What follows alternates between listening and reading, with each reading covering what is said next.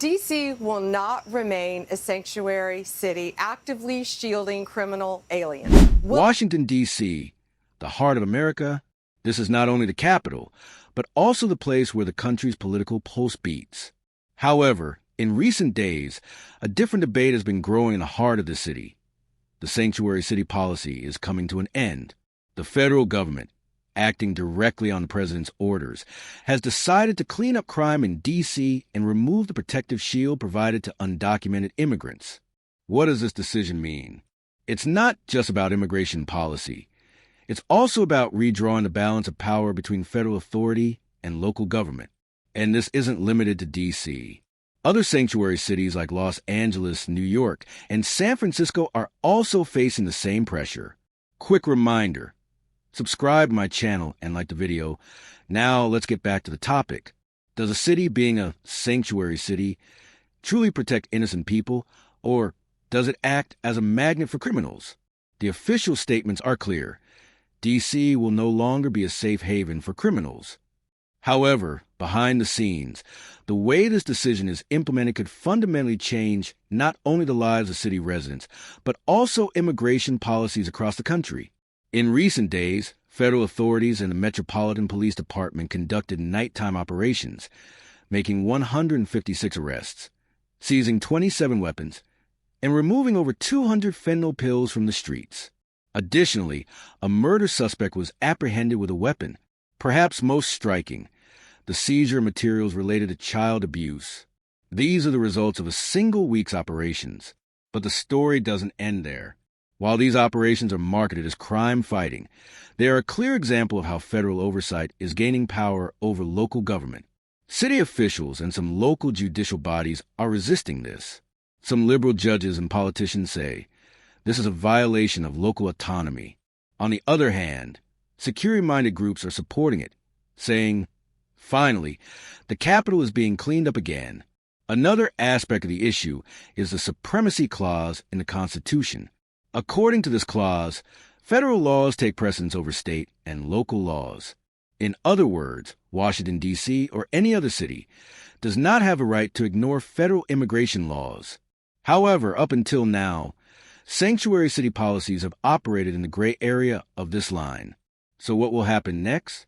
If this policy is truly abolished in D.C., will it set a precedent for other sanctuary cities? Or will this decision, even if it reduces crime rates in the capital in the short term, trigger other social tensions in the long term?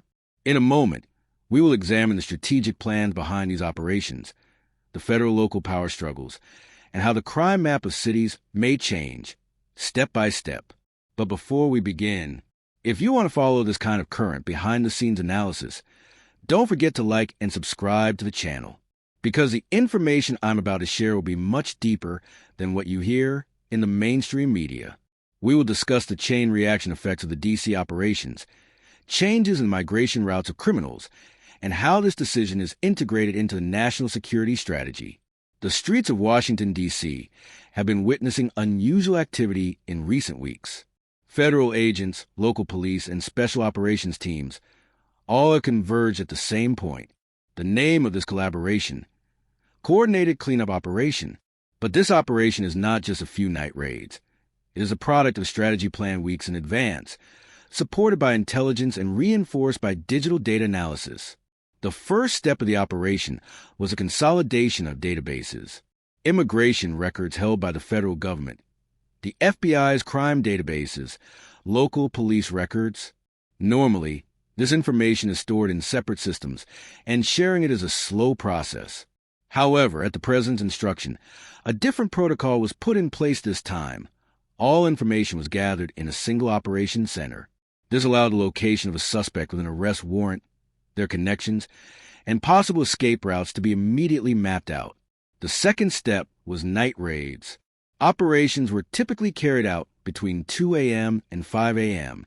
The reason was simple. Targets were asleep, streets were quiet, and the likelihood of resistance was at its lowest. However, the difference this time was that the operation targeted not only criminals, but also foreign nationals who had settled in D.C. illegally and had a history of serious crimes. The results of the first week were striking.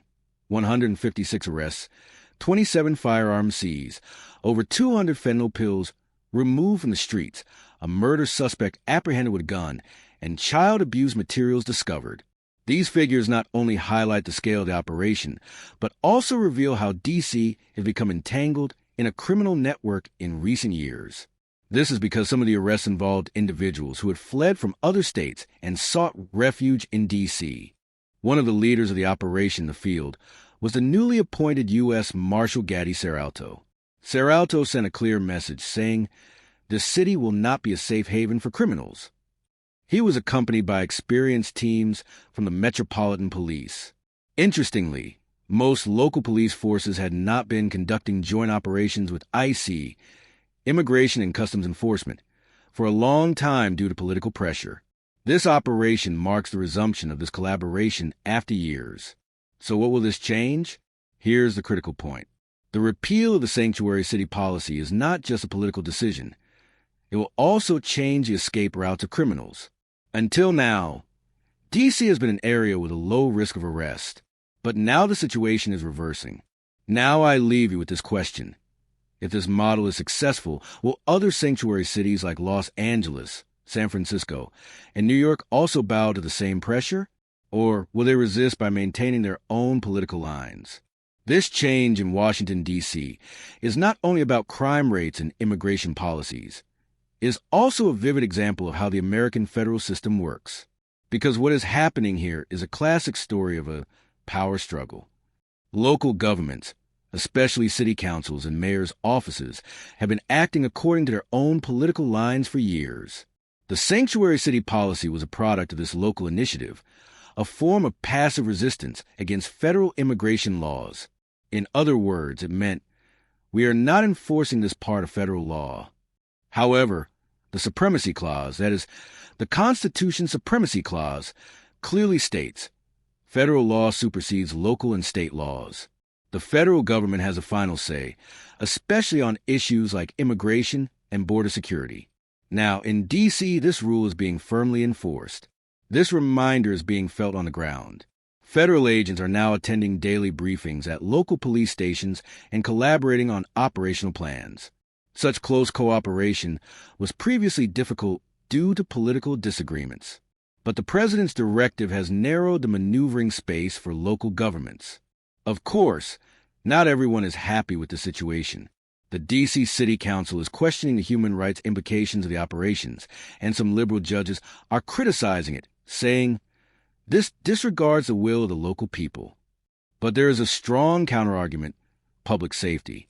This security argument has begun to be noticed in the daily lives of those living on the streets. For example, in some areas where crime rates were highest before the operations, people were hesitant to go to the market at night. Now, however, police vehicles patrolling the same areas and families walking on the streets can be seen. However, there is another dimension to this conflict, political prestige. Such a drastic policy change in D.C. serves as a message to the president's own voter base that the promise of security has been kept, while also serving as a warning to the opposition to recognize federal authority. This is not just a local operation. It is a political message at the national level. The critical question now is, will these operations break the resistance of local governments, or will they trigger greater political polarization? We will see in the next step that the struggle will not remain confined to D.C.'s borders. Washington, D.C. is witnessing a security policy shift perhaps more drastic than it has seen in decades. While the federal government's direct intervention is yielding quick results in the fight against crime, it is also fundamentally shaking up the political balance. The numbers emerging in the first week of the operation show just how comprehensive this change is. Hundreds of arrests, hundreds of illegal substances and weapons seized, and the apprehension of serious criminals. But this is only the beginning. Now, all eyes are on whether this model will spread to other sanctuary cities. If cities like Los Angeles, San Francisco, and New York also succumb to similar pressures, immigration and urban security policies in the U.S. could enter a completely new era. But if they resist, we may see a much more intense federal-local conflict on the stage this time. Our role is to closely monitor these developments, because this story is part of a process that will shape not only D.C.'s future, but the future of the entire country. If you found the analysis in this video useful, please like the channel and subscribe. In the next video, I'll share more of these important and detailed analyses with you. See you in the next video. Until then, goodbye.